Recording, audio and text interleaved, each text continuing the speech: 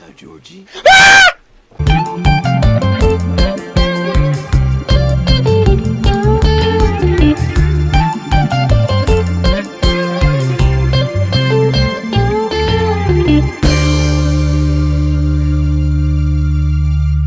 How's it going, guys? Welcome back to another episode of Luke's Reviews, and the reason I look like I'm on the verge of crapping my pants is that at the time of recording last night, I went to a double bill of It Chapter 1 and It Chapter 2. That's 5.5 hours of having to endure Pennywise. Sake. Now, despite my fear of clowns, It Chapter 1, when it came out in 2017, was one of my favourite films of that year. It's spooky, it's funny, it scared me, which, if that's what the film set out to do, it more than succeeded, and it was entertaining as well. I loved spending time with the Losers Club. These characters were so well fleshed out, the performances from the kids, and especially Bill Skarsgård, were phenomenal. And in my eyes, Chapter 1 has all the components of a horror classic, and now you get on to Chapter 2, and it's a lot bigger than Chapter 1, both in scope and in length. But bigger doesn't always mean better. So 27 years have passed since the events of the first It. All of the Losers Club have gone their separate ways, away from Derry, all apart from Mike. Mike has stayed, and after noticing that Pennywise has begun his killing streak, he calls the losers back to make good on their oath.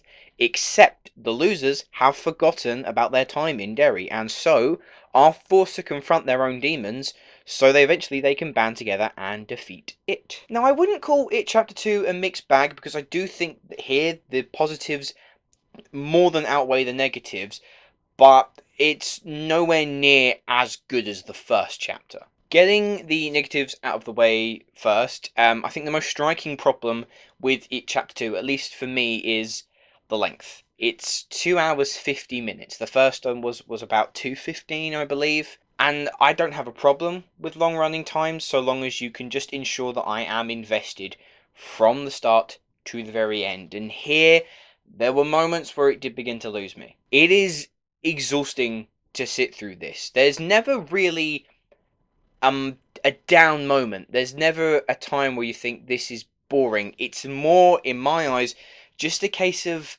elements that felt like filler. Hauntings, ghoulish appearances that, whilst may have been cool and had a few scares in them, ultimately, what do they add to the film? And that's kind of nothing. By the end of this, there's no denying, you will be spent.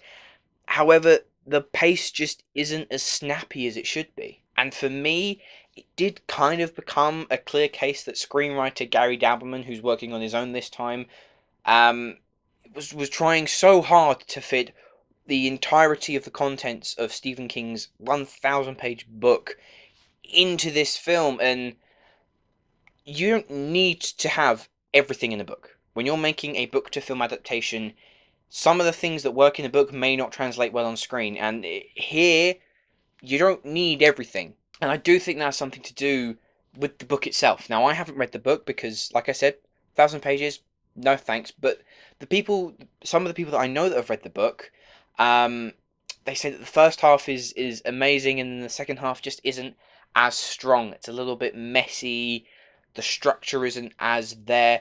So I knew going in that maybe the second half, this chapter 2, might not be as strong, and I do think some of those issues do become apparent, because for a large majority of this film, it does feel a little unfocused. For at least the middle portion, which is quite a huge chunk of this film, the Losers Club are all split up on their own solo adventures, battling their own demons, which, yes, does make for entertaining horror set pieces, but when you're tying it all together, when you're trying to find connective tissue to piece it all together, we just jump from one character to another, to another, to another, and it feels more like a dot-to-dot book rather than a cohesive script. And that resulted in the flow kind of being a bit patchy, and revealed that I don't think Dabbleman really had a firm grasp on what he was trying to do in this sequel. Because this is a weighty story. There's a lot of elements going on here, and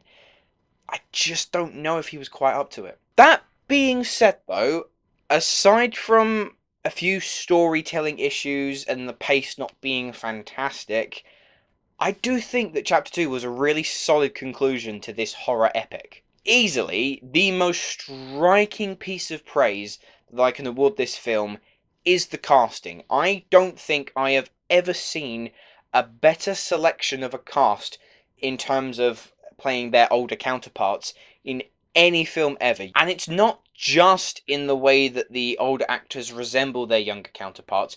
I mean in the fact that they are able to inhabit their personalities so well, so effectively, that you don't even think, oh, that's their older version, that's James McAvoy, that's Jessica Chastain. No, especially when you're, if like me, when you watched it back to back, it was just a smooth transition. James McAvoy brilliantly plays Bill, who is a failing screenwriter, but when he comes back to Derry and he starts remembering the guilt of Georgie and losing him, what was quite a nice touch is that his stutter starts to come back, and I thought it just helped build his character even more. You also got Jessica Chastain playing Beverly, which I think was a really inspired piece of casting, although I will say Beverly seems to have had a little bit more to do in It Chapter 1.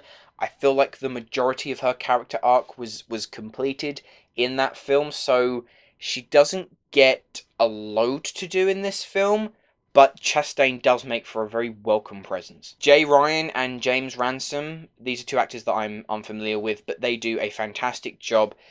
They are uncannily identical to their younger counterparts. Like, it is scary good how well this was casted, and they really inhabit the personalities. Jay Ryan plays Ben, and he's still got that lovable sense to him of how he's so in love with Beverly, and he just wants to help everyone, which I really do like. And you've obviously got James Ransone playing Eddie. He's freaking out, health and safety mad, but he has a really good rapport with Richie, played by Bill Hader, who, in my eyes, steals the entire show.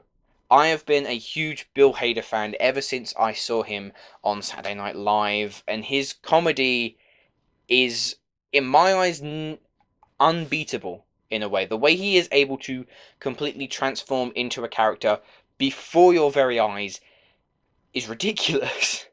He is so talented in pretty much everything that he does, and I'm really excited. I'm hoping that a film of this size, of this magnitude, is just a stepping off stone for him to have an unbelievably huge career. Hader as Richie still fires off burns, insults, witty one-liners, but what I think is my favourite aspect of his performance is his ability to just delve into that character of Richie, and unravel anything that he may be hiding. And it is really a terrific performance, not just a comedic performance, but dramatic performance from Bill Hader.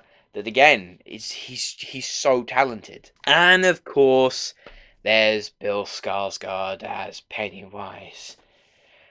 Okay, I genuinely think that this dude has an unhealthy obsession of making me want to paint my underwear in poo. Right, Pennywise doesn't feature as much in this film, but when he does, yeah. Okay, Skarsgård commits to this role, and for me it's scary. For others it may not be. For others it may just be a very, very intense performance. But for me, it's chilling. It makes me uncomfortable. I think it's a great performance, but I don't like it. I can't say that I enjoy watching him on screen. I think he's fantastic, but he just makes me feel so uncomfortable, which is exactly what he's going for. So I can't fault him for that. You scare me. Congratulations. And in this film, when he is kind of just let loose, Skarsgård is swinging for the fences. He is trying his absolute best to terrify me, you, everyone in that cinema. And as for the actual scares themselves, this isn't as scary as the first one, in my eyes.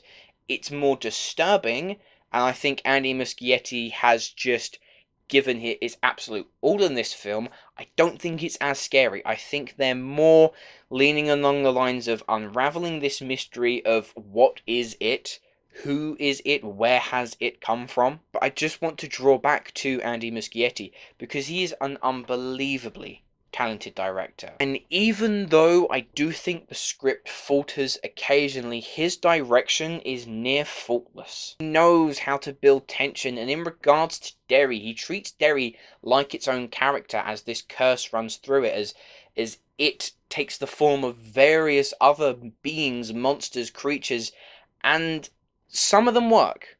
Some of them come off a little bit cartoonish, which I'm fine if you want to incorporate humor into your horror. I would have preferred it done a little less.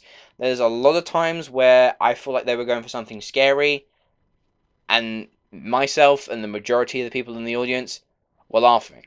Because it's so weird. It's a very weird film. It is Stephen King unleashed. It is Andy Muschietti unleashed. It's Bill Skarsgård unleashed. Andy Muschietti it's like he's been unshackled, and he just wants to get weird and freaky, and some of these creature designs, I mean, all of the creature designs look amazing. A lot of use of practical effects. One in particular reminds me of a creature out of John Carpenter's The Thing. But like I said, some of them just come across like you're watching maybe like a Goosebumps episode, which when I'm watching It Chapter 2, that's not kind of what I want to see. But then again, I got to draw back to the idea that he's not leaning on repetitive jump scares the entire time. There are, and they work, but it's also this disturbing imagery that is just going to fester in your memory. I'm sorry, but isn't that horror? Isn't that what true horror kind of should be? Making you uncomfortable, making things that are going to remember in your memory, not making you jump every 15 seconds. All in all, whilst It Chapter 2 may not have been the rousing success some may be looking for, it is a really good and fitting end to this horror epic. The finale takes off and ends beautifully. The performances across the board are sensational, and the creativity behind the camera to do all they can to scare the audience is unparalleled. It does suffer from the flaws that were apparent in the book and can't quite justify itself having that obscene runtime, but on the whole, if you loved the first one, you'll be hard pushed not to get a kick off this one. Oh, and Pennywise can f*** off. Overall, I'm going to give It Chapter 2 a 7.5 out of 10. Anyway, guys, those are my thoughts on It Chapter 2. Let me know what you thought of the film down in the comments below, as well as my question to you. Of the Losers Club, who is your favourite member? Thanks for watching. Let me know what you thought of this film down in the comments below. If you have enjoyed this video, please hit that like button and subscribe to my channel if you haven't already. The links to all of my social media accounts are in the description below. Many thanks for watching, guys, and I shall see you in the next video.